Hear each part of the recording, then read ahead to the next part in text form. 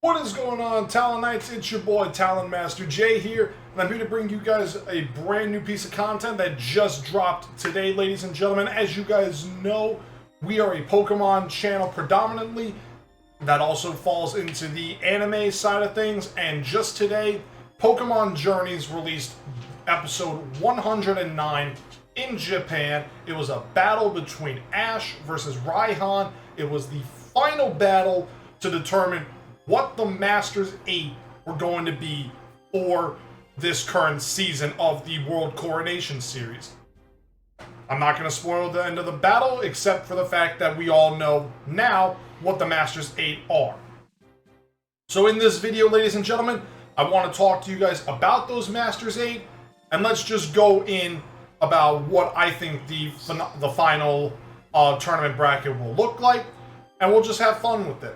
So first off, ladies and gentlemen, as we know, the Masters 8 are 8 of the strongest Pokemon trainers in the World Coronation Series. And the World Coronation Series has over, I think it said 10,000 competitors. So these are the 8 strongest trainers out there. And the 8 trainers that we know of as of this battle are Leon, Steven Stone, Cynthia, Diantha, Lance, Iris, Alon, and your boy Ash Ketchum. Yes, ladies and gentlemen, Ash has won his battle against Raihan. He is the 8th strongest trainer in the World Coronation Series. We are officially at the climax, folks. And we're just going to go through each of the teams, each of the trainers, and we're just going to figure out what we think the final is going to be for the World Coronation Series. So first off, let's look at Ash. Ash, as we all know, he has been winning battles.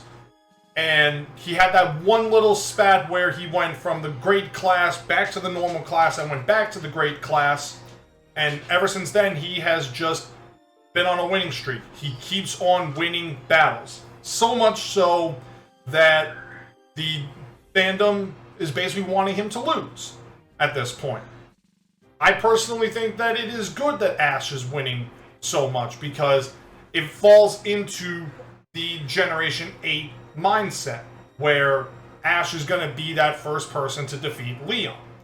Ash is basically Victor and Gloria from Sword and Shield. Now, as the 8th, if I'm going to assume, I'm going to say that it's going to be 1v8, 2v7, 3v6, 5v4. That's how I think the bracket is going to work. So that actually would put Ash battling Leon in the first round. We will get to that bracket in a little bit. Next up, let's go and talk about Iris, because Iris is 7th in the World Coronation Series. If you guys remember, Ash versus Iris was a Great Class 2 Hyper Ultra Class promotion. And that Ash won because Haxorus lost to a brand new Draco Meteor learned Dragonite. And that was a good battle. She loved the Dracovish. Haxorus finally getting its moment in the sun where it evolved from Axew, as we all remembered from Best Wishes 006, Dreams by the Yardful. It was nice to see Haxorus get some development. Iris is the champion.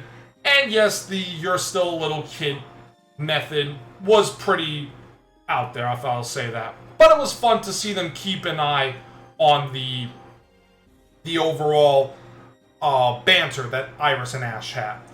I don't necessarily know what's going to happen with Iris's team. I would think that if they're going to give Iris another Mon, we know she's got Dragonite, we know she's got Haxorus, know she's, I think, got a Gibble, so she could have a Garchomp.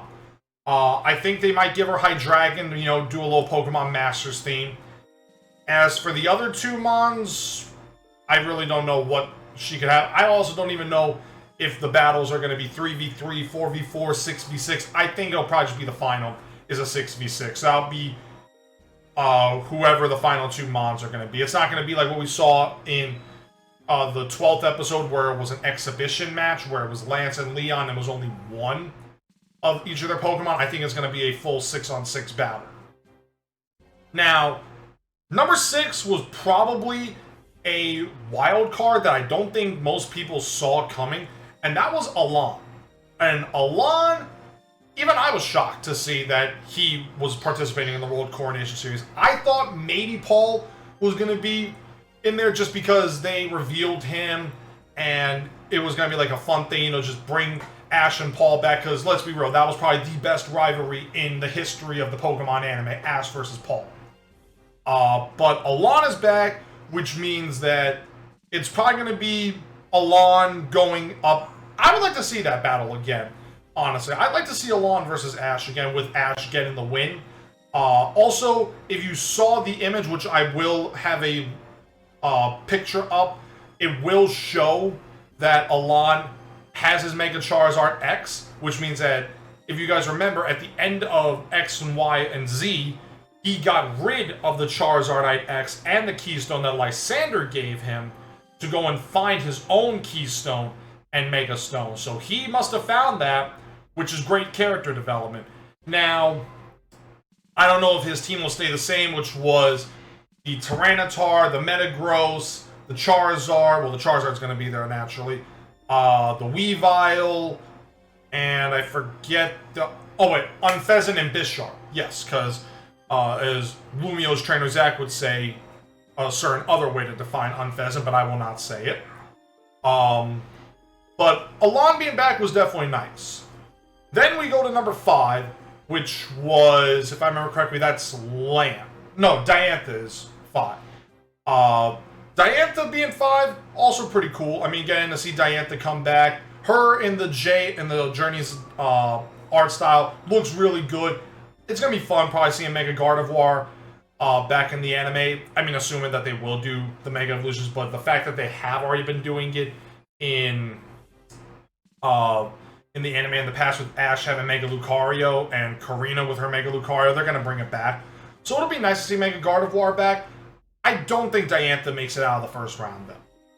And then at number 4, we saw Lance, which was also really impressive that Lance is staying in the Masters 8.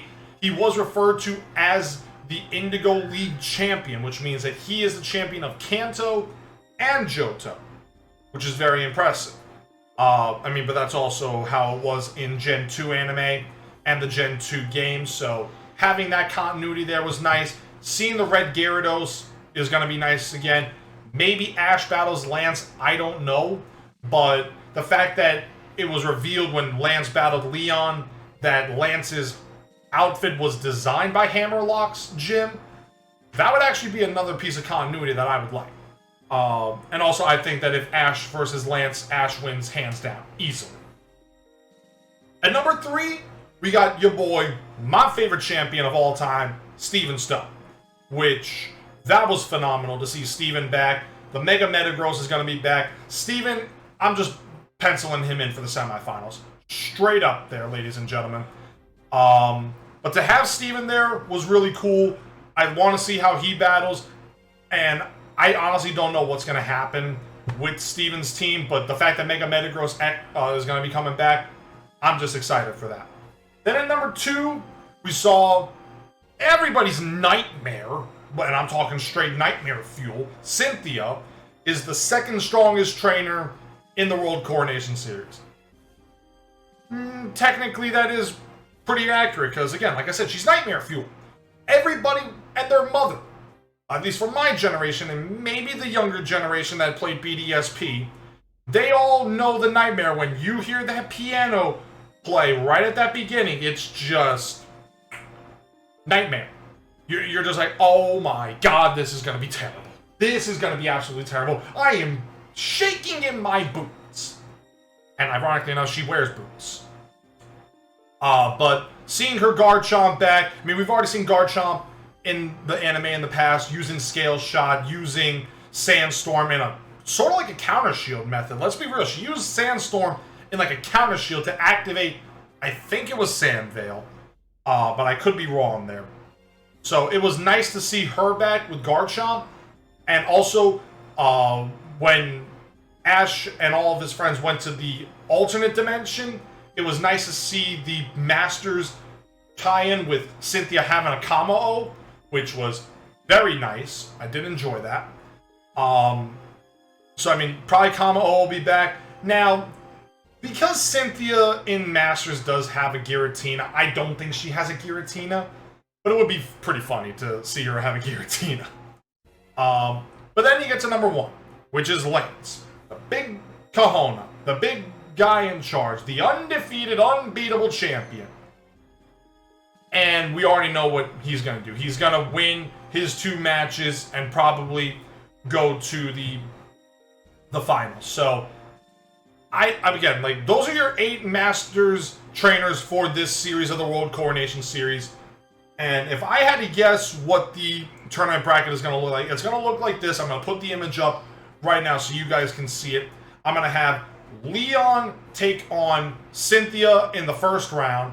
I'm going to have Ash take on Alon in the first round. I'm going to have Iris take on Diantha in the first round. And then I'm going to have Lance versus... who did I put there? Who am I forgetting? Steven. Yeah, Steven. Lance versus Steven. Let me know your guys' thoughts in the comments below about what you think about the Masters 8 finally being revealed. And I will see you guys in the next video. And as always, Talonites, let's go and fly.